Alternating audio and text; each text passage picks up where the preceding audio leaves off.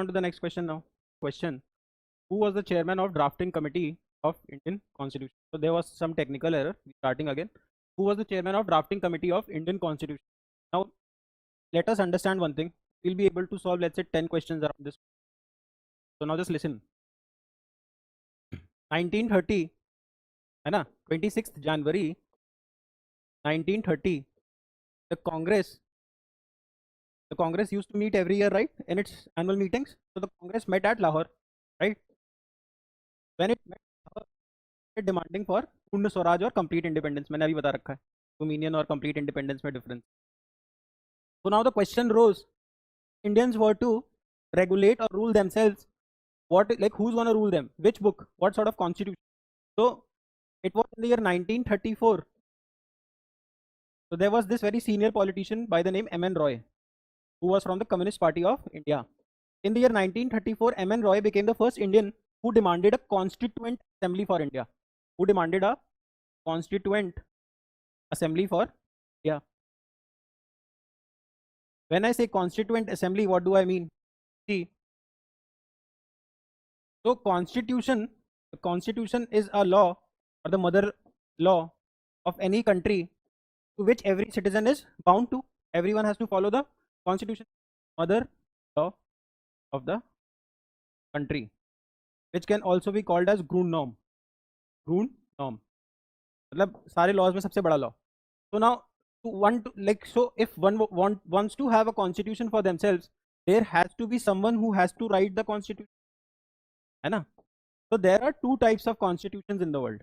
One is your written constitution and one is your unwritten constitution. When I say unwritten, I don't mean to say that the law is not written, but एक बार में there was never a time जब एक body बैठी और उसने एक किताब बना दिया and came to be called as the constitution. So it was all the laws that were passed by the parliament. तो धीरे धीरे laws pass होते गए, वही उनके constitution बन गए, right? But India और US के केस में क्या हुआ? There was a specific constituent assembly, a specific body sitting to draft the constitution. मतलब समझ में आ गया what is a constituent assembly? Constituent assembly is required to draft the constitution of any country, and if it is drafted by a body, it will be called as a written constitution. The reason why India and US are supposed to have a written constitution, while Britain is unwritten constitution. यहाँ से ही concept समझ लेंगे constitutional supremacy और parliamentary supremacy का. अब India में एक book है ना जो सबको रेगुलेट कर रही है, hence the constitution is supreme. Countries like India and US, while in Britain any such law that is passed by the parliament has this backing of constitution, वही बन गया constitution. Hence the parliament is supreme there. The concept of parliamentary. I hope you are understanding it. So now there was this demand of constituent assembly for India by M.N. Roy. Now this demand was formally accepted by the Indian National Congress also. So now this demand for a constituent assembly became a nationwide demand, right? कि हमें अपना constitution को draft करना है.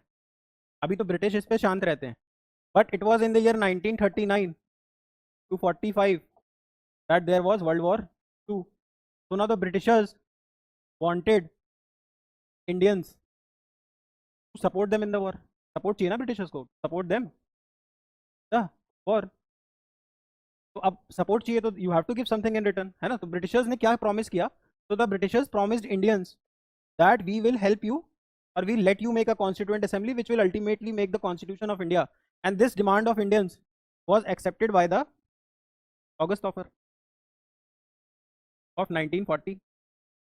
But it was only in the year 1946 that a cabinet mission plan was sent to India. क्यों भेजा गया था cabinet mission plan? That the Indians could have their own constituent assembly. समझ में आया? अभी now why are we focusing on constituent assembly? Because constituent assembly is the body that will make the constitution of India. इसीलिए constituent assembly पे questions आते हैं. अब पूरा constituent assembly had 389 members, out of which 30 members, like to be specific, 96 members left. Why? Because cabinet mission plan came before India was divided. Certain people had to leave to make the Pakistani constitution. तो all in all याद रखो कि लगभग इतने लोग हैं. सो 300 people can not make the law, right, can not make the constitution. सब थोड़ी बैठेंगे साथ में. तो दीज पीपल डेलीगेटेड, अपना काम दे दिया, delegated their work drafting committee. Draft लिखते हैं जो. So now this drafting committee had 7 members at its disposal. की पूरी टीम 7 लोग थे. And this drafting committee was headed by B.R. Ambedkar ji. B.R. Ambedkar ji. So now the question is, who was the chairman of drafting committee of Indian Constitution? Answer is B.R. Ambedkar. Questions हम बहुत सारे solve कर लेंगे इसी information, right? चलो moving on to the next question. हाँ, remember these facts also.